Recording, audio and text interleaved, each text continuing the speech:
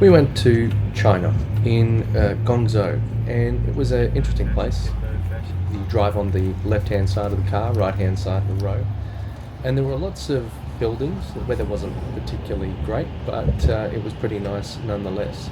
So just seeing all of the different buildings, the highways are quite well built out. The streets are actually quite nice. There's luscious trees and things. I'm sure it's not quite the same in older cities like Beijing, but Guangzhou seems pretty well laid out and green and lush and well organised. The hotel, we stayed at the Ritz had a nice water fountain in the lobby. However, it is very, very noisy. I probably wouldn't have designed it for the same myself, but you get what you get. The hotel lobby was quite nice. We checked in, the elevators were really nice, and they had lots of dining areas and sitting areas and things like that. When we first got our keys, we accidentally went to the wrong floor, but happened to discover a nice bar that had cigars and whiskey and things like that. It was very colonial, leather-bound books and that sort of thing. Anyway, got out onto our floor, and the hotel room, you can see, it's very spacious and luscious, and there was a rather interesting toilet in there, but more on that later. Going around the room, obviously wooden floors and nice drapes and things like that. It was very quiet in there. I never knew I needed to do a toilet video until today. Check this out. This is a toilet in the Ritz-Carlton. So let's have a look. It just opened on sensor. It's lit up. It's kind of like pre-spraying the bowl. And then obviously it's got like sprayers and jets, so it is kind of like that bidet thing here. But check out the controls. You got flush, light flush, oscillate and pulse, dryer. You really know when you got that one on. Wand sanitize. You can change the sprayer, the pressure, where it sprays, and you've even got settings. No, this isn't doing a number 1 or a number 2. This is for person 1 and person 2. So you can have preset favorite settings for your bidet toilet. So, mind blown. Then we took a car out to the general area where everybody is. And as soon as we landed, the first thing happened is we got hailed down by people trying to sell us stuff. Oh no, not that way. It was quite frustrating. Everywhere we went, we had to learn how to say no thank you, or go away, or leave us alone. And going around the place, we saw a lot of vendors trying to approach us to make a copy, whether that's watches, sunglasses, electronics. But we did go along and have a look at some of the markets and try to figure out what was available. We went to a trade fair.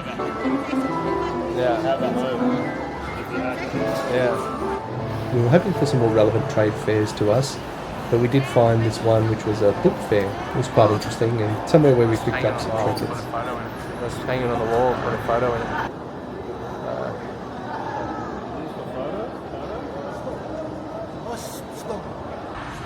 Here we had some writing stones. So basically it's like a nicely designed base stone, and then you have a lighter kind of stone that you would grind into the base stone and then create a form of ink. You then use the brush to write onto a piece of paper.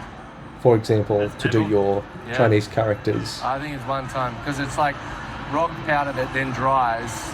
They don't have ink, Yeah, everything else fun. I got the dragon. Now, despite the language barrier, we managed to get along quite well with Google Translate and AI Translate. The only thing is, a lot of people thought for some reason that I was Russian, and so whenever they tried to translate, they automatically put it into Russian for me instead of into English. But that's alright, we were quickly and easily able to correct that. Yeah. Pottery. That's pretty cool looking. Wander through and yes, CB. CB. Yeah. I just sent him a photo. I go, I want to get into business. We should do this. Which one? Which one do they want? Get the chicken one. There were lots of ornaments and things on display, even some Chinese dragons, and this cool helicopter or quadcopter kind of thing where we weren't able to get inside it, but we could walk up and have a look. And it appeared to be battery powered, so you could put some large batteries in and it would seat 2 people and fly wherever you needed it to. There were some really strong communist references, and it was just interesting to see the opinions of another country. Guongzho. Hey, so we are in Guangzhou. It is the manufacturing capital of China, or one of the many.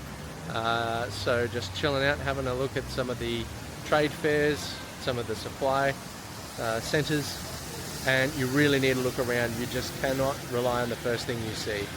Like, you will get marauded in different places, and you just have to say no thanks or no need and walk on. And then plenty of people are asking you, do you want to copy? We can copy this, we can copy that. But realistically, if you want to create something, there are places, there are manufacturers, there are a lot of middlemen where they basically say they're a manufacturing hub, but they're not.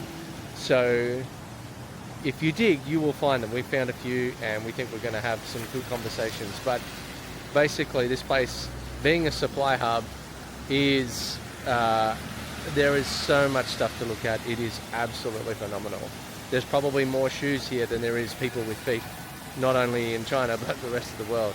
There's more cables than phones, I'm sure. There's just so much stuff. It's ridiculous, and we've not even scratched the surface. There are 50 other manufacturing cities that are around here. But checking it out, the weather's a bit dreary, but you can see the traffic. Just as I said that, everyone's gone. There's all these cool little e-bikes. Everybody's on an e-bike. The city's actually quite quiet. There's a van there. It's actually electric. That bus is electric. And so the road noise is a bit less. But yeah, it's cool. There's a lot going on. I think maybe the rain has an impact on like the air quality and stuff. But it very much reminds me of Sydney or Melbourne in terms of its busyness.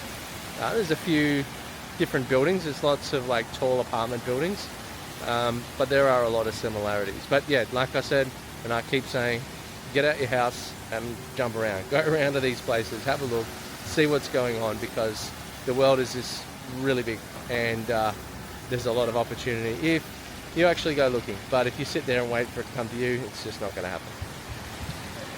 Do you recommend a little star one? Here is the cigar and whiskey bar that we found accidentally on the second floor in the hotel. It's quite nice. Leather couches, many leather-bound books. Unfortunately, the fireplace is fake, but it was nice and warm, and you wouldn't want it to be too much hotter than that. This guy looked a little bit like James Bond's waiter.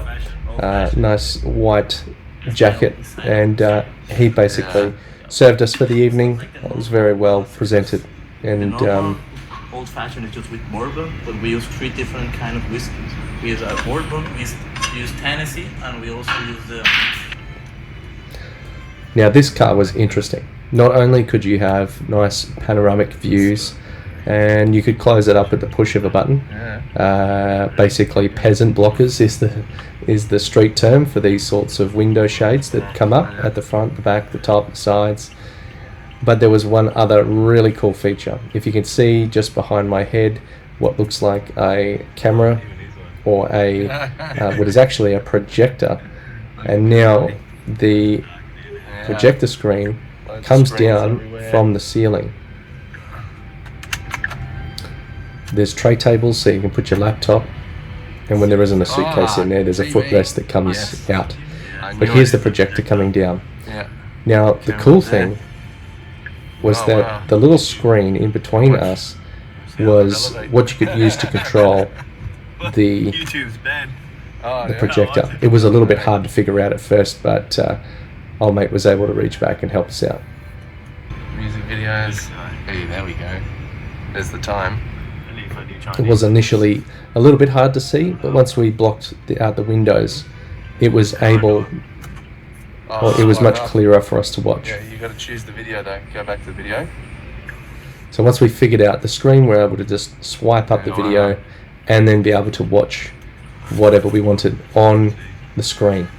Now there's no YouTube available in China. There's lots of equivalents. So there's there's obviously TikTok, there is other YouTube equivalents, and there's lots of Chinese games and shows, and some things from other nations as well, but generally not any US content. Agnostic, where you can do anything.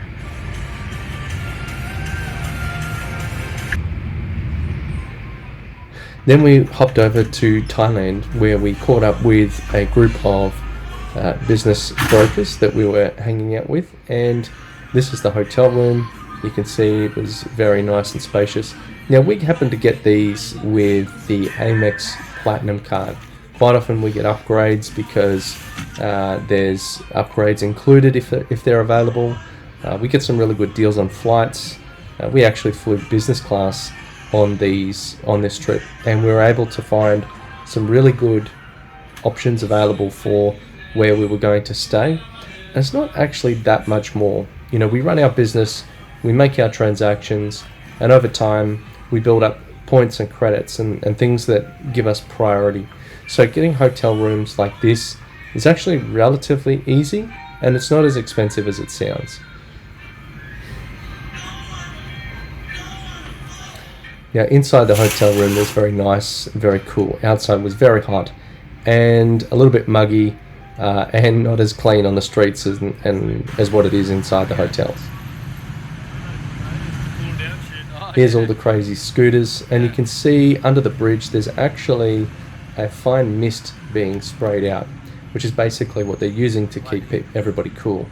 It's kind of like the fine mist like you see here from the restaurant that's blowing out onto the street. Here's the crazy traffic and some of the people we were hanging out with while we were there.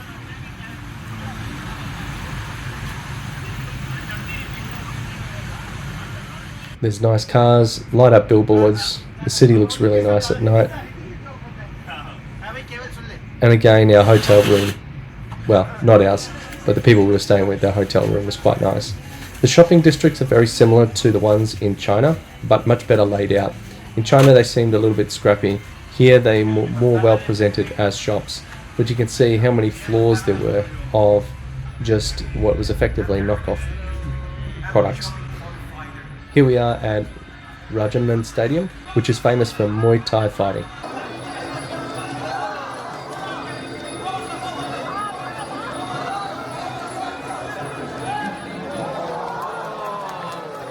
We went and watched several fights.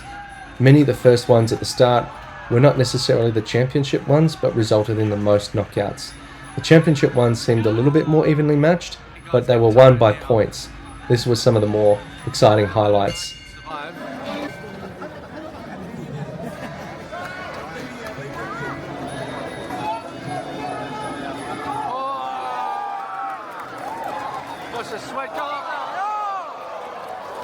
Muay Thai is very integral to the Thai culture, with a very strong focus on discipline and battle, and in the early days that was how that country defended their kings. Coming into this stadium, they had this great light show presentation.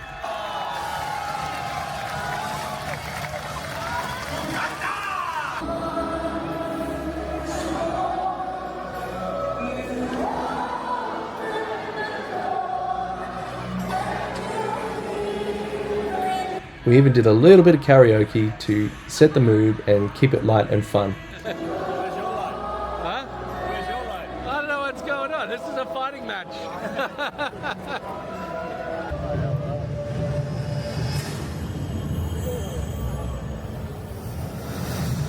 For thousands of years, Thai fighters have been creating the martial art combat. Their limbs turn into deadly weapons. This is where they told the story of Muay Thai and give a history of the stadium.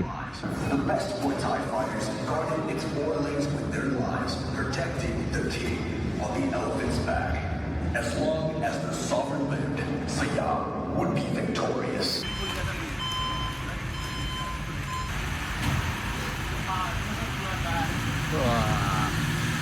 Getting towards the end, it was time to go home.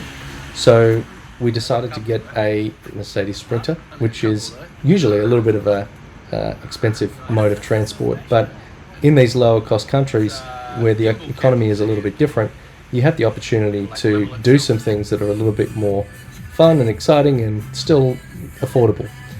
Doing those in a Western country would be significantly more expensive. Towards the end, we caught up with one of our team members who lives in Thailand, and we went to this nice little restaurant which was right underneath the airport. So whilst it was a little bit disturbing, it was quite cool to watch the planes go overhead.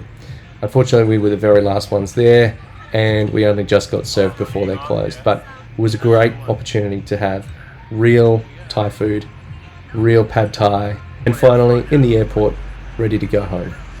Gonna board our flight home. Correct. Yeah.